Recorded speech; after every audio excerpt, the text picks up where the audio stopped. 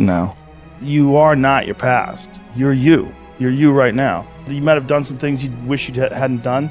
Don't dwell on that. You learn from it, that's fine, but don't dwell on it. Just keep moving. Keep moving. Use it as fuel. Say, never again. I get what I did wrong, but don't think that you're that person that made those mistakes. You're the person who's learned.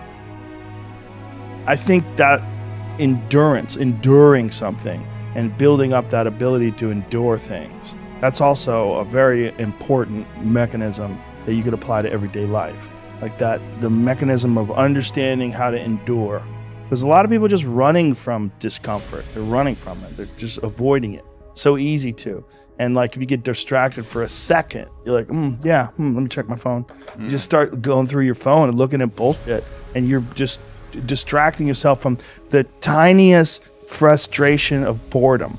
Just a little, we don't get bored anymore. Or if we get bored for these tiny amounts of time, and then you get distracted. So your distraction is eliminating your boredom. But the problem with that is like, there's certain thoughts that only come to you when you're thinking, when you don't have any input coming in. When we're constantly looking at our phones, the only input you're getting is input from other people. And sometimes that's good. Sometimes you get good stuff out of that. But it's like a diet of only fruit. Like, hey, motherfucker, you need some protein. Yeah. Like you need to get some other things in your diet.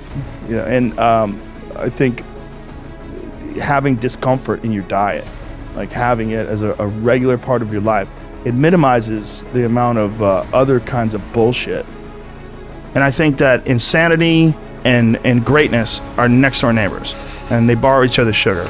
There's something about mastery, like true mastery, that requires you to shut off massive areas of your life, personal areas, relationships, education. My education was a joke. I mean, until I was 21 years old, until I started doing stand-up comedy, I didn't read books. I mean, I might have read a Stephen King book here and there to kill time while I was on the train on my way to training, but there's no desire to educate myself. If I was educating myself, it was maybe reading the Book of Five Rings to learn better strategy, to be a better fighter. That was all it was. Or was there ever a point where you said, I'm a little out of balance, I need to go the other way? Well, I realized I was a flawed person for sure. And I think in realizing that you're a flawed person... What helped you realize that? Just fucking up. Just being an idiot. Realizing, girls would get mad at me, or maybe guys would get mad at me. Whatever it was, I realized that I had flaws, Uh-huh. I knew that I was... And then also failing at comedy. One of the hardest things to do is to go from being really great at something to sucking at something. And that something that you suck at is now your path. And that's what I found myself in comedy. I could get laughs every now and then, but I knew I wasn't anything special. I knew I was terrible. And there was something exciting about being terrible because I had potential, because there was potential for growth. Mm-hmm. If you start doing it and you're great at it, like naturally, like maybe I wouldn't have had the motivation to do it as a living for 25 years like Sure. I've done. I don't know.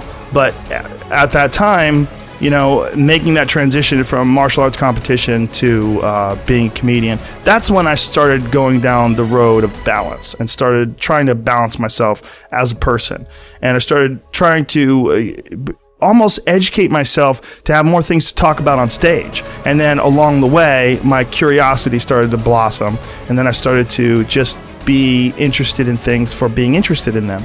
And as I got better as a comedian, I became less worried about what other people thought about me, and more worried about just improving and keeping this sort of momentum going. And as I relaxed more, in having some success in life and sort of not